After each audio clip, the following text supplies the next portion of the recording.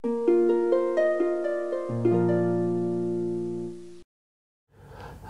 ketemu lagi di vlog Juru Baca. Saya Hasan Aspahani. Kita ngobrolin puisi lagi. Ada yang bertanya begini, apakah menulis buku puisi itu atau apakah menerbitkan buku puisi itu harus satu tema? Begitu pertanyaannya ya. Ini mungkin terkait video sebelumnya beberapa hari yang lalu. Seperti biasa, saya akan ngobrolin ini dengan sedikit berbelit-belit. Nggak berbelit-belit, tapi maksud saya akan memberi konteks latar belakang pembicaraan ini dulu gitu. Jadi, kita ngomongin soal buku puisi, apakah harus puisi yang terkumpul satu tema atau bukan? Buat saya begini, menulis puisi itu adalah memberi makna, memaknai sesuatu yang saya sadari,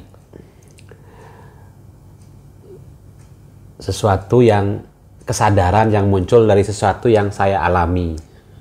Jadi saya mengalami sesuatu, bersentuhan dengan satu pemikiran dari membaca, nonton film, nonton TV, baca berita di online, itu adalah peristiwa. Buat saya, peristiwanya adalah bertemu sesuatu yang masuk ke dalam alam pikir saya gitu, atau masuk ke dalam hati saya, membuat perasaan saya menjadi bereaksi, pikiran saya menjadi bereaksi, saya jadi memikirkan dan merasakan sesuatu itu gitu. Ya kan? Nah, tapi itu terjadi dengan sadar gitu. Jadi mengalami, menyadari, ya kan? Menghayati, ya baru menghayatinya gitu. Baru memaknai. Nah, puisi itu proses yang kontinu dari langkah-langkah itu kan.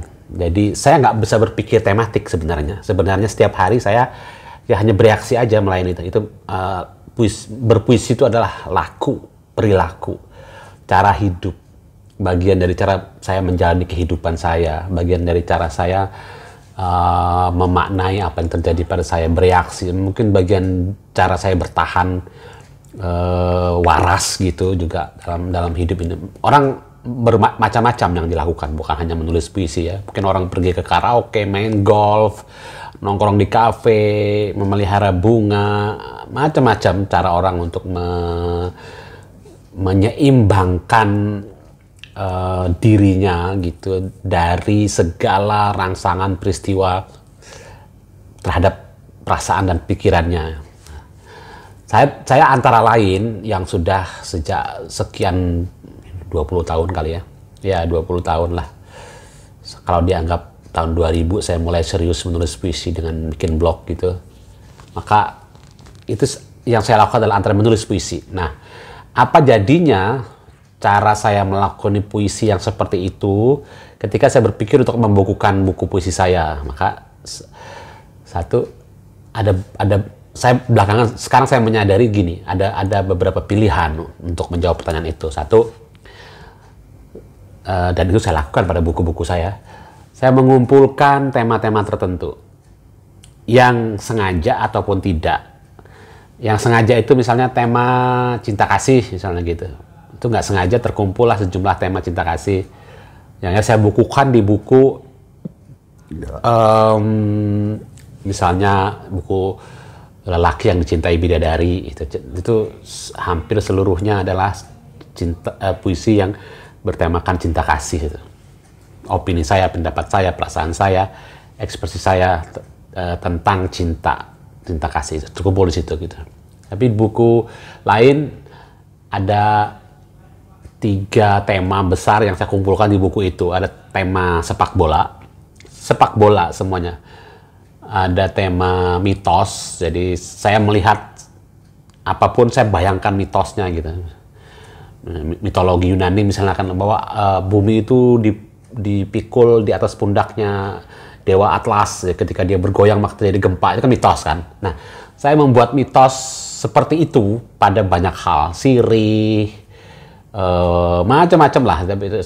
Saya bayangkan satu mitologi yang mengisahkan atau memberi sejarah, tentu saja dalam bentuk mitos, lahir atau hadirnya sesuatu.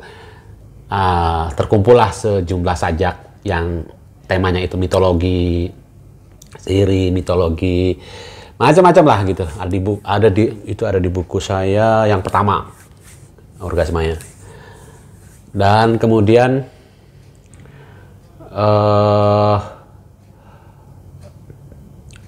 ada tema-tema lain juga gitu yang dikumpulkan, atau bentuk. Ada sajak yang pendek, saya kumpulkan sajak yang pendek-pendek yang cara ucapnya seragam, jadi nyaman tuh, tersajinya nyaman dalam satu buku gitu. Temanya bisa macam-macam gitu, tapi bentuknya seragam gitu. Misalnya yang apa itu kamus 4 kata, itu bentuknya seragam tuh, 4 kata berawal huruf M. Itu bahkan cara ucapnya, modus pengucapannya pun sama tuh, kamus 4 kata. Saya memilih 4 kata yang berbeda-beda, yang unik gitu, yang nggak lazim dipakai atau yang arkaik gitu. Kemudian saya membuat cerita dengan 4 kata itu, 4 bait. Tapi bait 1, 2, 3, 4 itu masing-masing adalah menjelaskan kata yang saya pilih itu. Jadi ada 4 kata acak, tapi saya membuat satu cerita yang terdiri dari penjelasan kata itu. Kamus 4 kata itu gitu. Nah, itu saya asik tuh bermain-main dengan itu tuh. Terkumpullah sejumlah sajak, kemudian saya kumpulkan jadi satu tema, satu bagian. Tapi itu menjadi satu bab dari satu buku yang terdiri dari 3 tema yang berbeda-beda gitu. Nah, sebenarnya 3 bab itu bisa saya pisahkan menjadi 3 buku yang berbeda gitu. Nah, itu bisa saya lakukan karena saya mungkin sangat intens ya menulis puisi gitu ya gitu. Saya selalu mengaktifkan penyair yang hidup dalam diri saya. Saya melihat sesuatu saya tulis, membayangkan sesuatu saya tulis. Satu karena saya punya blog waktu itu. Blog itu lagi saya mencintai banget blog saya. 1.001 puisi blogspot.com kalau mau lihat. Itu masih semua puisi saya di sana. Rasanya kalau nggak menulis puisi 1 hari gitu kayak rasa ada yang kurang. Tapi bener-bener karena dari dalam gitu, bukan karena pengen mengisi blog gitu, enggak. Tapi pengen menulis puisi taruh di blog, bisa 2 sehari gitu. Nah, saya menjadi produktif ketika saya berpikir pada masa-masa tertentu gitu. Saya berpikir menggarap satu rangkaian puisi dengan tema yang sama atau dengan cara mengucapkan yang sama, kayak tadi tuh kamus 4 kata. Atau saya pernah bikin bagaimana menulis ulang gurindam tapi terasa modern gitu. Jadi tuh puisi yang 11 gurindam gitu, panjang-panjang, atau gurindam pertanyaan. Gurindam itu kan bukan pertanyaan, pernyataan, tapi saya membuat gurindam yang isinya adalah pernyataan-pernyataan. Pernah membuat begitu. Jadi macam-macam lah, asik aja bermain-main gitu. Jadi ada 2 kan sebenarnya tadi. Satu karena saya menanggapi aksi yang datang ke saya. Puisi adalah bentuk dari reaksi saya terhadap rangsang dari luar, terhadap pikiran dan perasaan saya. Lahirlah puisi yang banyak juga yang seperti itu lahirnya gitu, yang tidak tematik, yang tidak bentuknya bebas-bebas aja gitu. Tapi ada lain kali, ada suatu masa, pada satu periode saya membuat puisi yang memang diniatkan sebagai sebuah eksperimen pengucapan gitu. Saya membuat bentuk tertentu, saya membuat menggarap tema tertentu kayak sepak bola, bahkan komik. Saya pernah tuh satu serangkaian puisi yang ceritanya komik, memakai kata-kata yang dalam istilah komik gitu, panel, balon percakapan, ruang antar panel, istilah-istilah yang jarang dipakai atau bahkan nggak pernah dipakai untuk dalam puisi gitu. Kenapa nggak saya pakai sih gitu? Coba. Jadi begitu tuh. Jadi, nah ketika menerbitkan buku, maka lahirlah ada 2 buku. Yang satu saya berpikir, oke, ini saya 2 tahun menulis puisi, apapun puisinya saya kumpulkan di situ. Secara tidak sengaja biasanya ada tuh benang merah yang samar gitu yang menghubungkan atau menyambungkan seluruh puisi-puisi dalam kurun waktu 2 tahun itu. Atau ada juga puisi yang saya kumpulkan. Saya menulis puisi lebih banyak puisi saya yang tidak diterbitkan kali daripada buku yang diterbitkan gitu. Menulis puisi banyak gitu, dan kemudian saya memilih di antara rentang waktu yang lebih dari 2 tahun gitu. Ada yang puisi yang dikumpulkan, tidak seluruhnya ya, dalam rentang waktu 8 tahun ada tuh saya kumpulkan, tapi saya memilih kemudian puisi-puisi tertentu gitu. Dan itu sebabnya kenapa puisi-puisi saya itu nggak ada tahunnya dulu. Sekarang saya mulai memberi tahun gitu di puisi saya. Dulu nggak pakai tahun karena saya tahu ini bisa akan terbit ntar 6 tahun lagi atau 7 tahun lagi. Jadi saya nggak kasih tahun biar aman gitu. Nanti kalau dikasih tahun, dikirim ke koran, ini puisi 4 tahun lalu nih gitu. Kok baru dikirim sekarang? kayak dulu saya berpikir bahwa jangan-jangan ntar nggak dimuat, dianggap puisi lama gitu. Karena itu saya tidak menuliskan tahun pada puisi. Tapi kalau orang mau lihat, bisa lihat di blog saya gitu. Semua, bahkan menitnya ketika saya memposting pun ada, atau detiknya, menitnya pun ada gitu. Biasanya dulu saya langsung menulis di panel adminnya blog saya itu gitu. Jadi valid tuh. Taruh di sana langsung publish gitu. Oke, jadi kalau pertanyaannya adalah apakah menerbitkan buku itu puisi harus satu tema?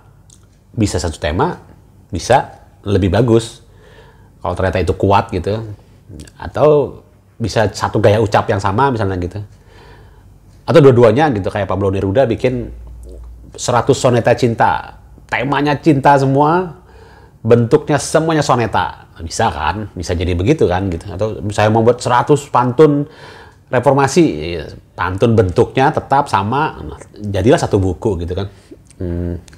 Ada naskah saya tentang sajak-sajak liris ketika saya melakukan perjalanan ke Taiwan gitu, belum terbit, masih ada tuh bukunya, ada 40 apa 50 sajak gitu, terkumpul aman gitu, tinggal diterbitkan entah kapan nggak tahu deh gitu, tapi sudah siap naskahnya, dan itu pasti nggak akan saya utak-atik karena spesifik banget kan.